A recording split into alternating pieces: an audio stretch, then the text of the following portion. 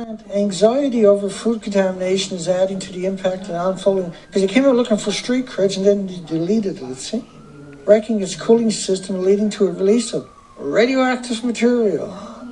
Oh, so sad, too bad, sorry, take a deep breath. Minor win, but I went and found a video that they were referring to on YouTube. And look at them spraying reactor 3. Now reactor 3, a reactor needs 4.5 or 4,500 tons of water every minute. So 4,500 pickup trucks of water every minute. The hose can do 300 tons a day. Now, does that number sound familiar to you, 300 tons a day? That's the number that came out originally of how much water can go on the reactor each day, because they only had one truck there that was working after the tsunami went through. They had a truck that actually worked, apparently. All the other ones were wrecked, right? We got that in FOIA, the Freedom of Information, right? And so that number now is stuck around. 300 tons a day of water is going into the ocean, which is how much the fire truck could pump every day, 300 tons. 300 pickup truck loads of water a day through that one hose, right? But as you can see, like the helicopters couldn't dump water on the reactors. How could a pickup truck or fire hose do it? See? They're spraying water on it. Yeah, they're spraying water. That's remote control, by the way, and everybody doing that would have died shortly after.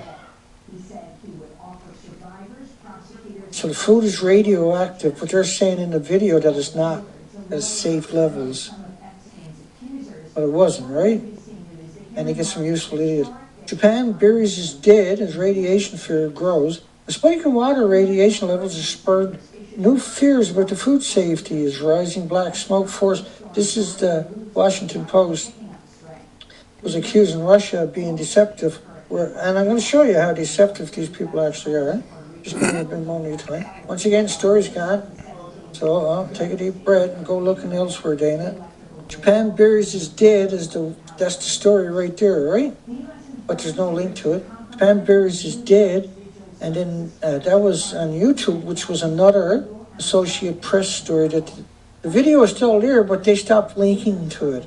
You get what I'm showing you? The evidence is still there that they recited, but they got rid of the story and the link. So I dug it all up. This is last night. I dug all this stuff up. Japan buries his dead as the radiation fear grows.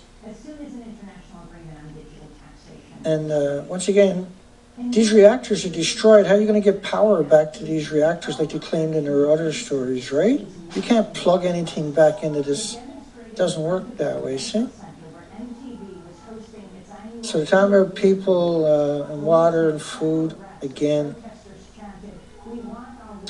And so that you can't drink the Tokyo water. This is why they removed the story, because there's evidence of the water, right? Willard says Japan, this is the Washington Post one more time, says nuclear situation improving daily. Navy Admiral Robert Willard, head of the U.S. military. Of course, you guessed that. Take a deep breath, because we're sorry. Japan's nuclear situation incrementally better. So I found a story over at the Bloomberg, but under a different headline.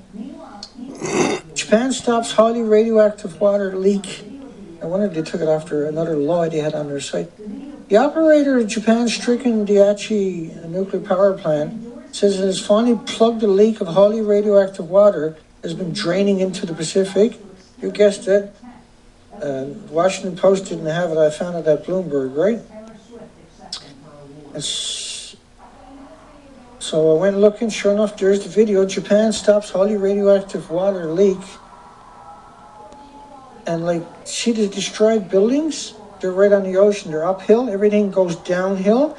So what they were doing, we're trying to blame this little event as being... And so then they show you pictures like this. This got nothing to do with the reactor. That's the water pump station down by the ocean they're showing you.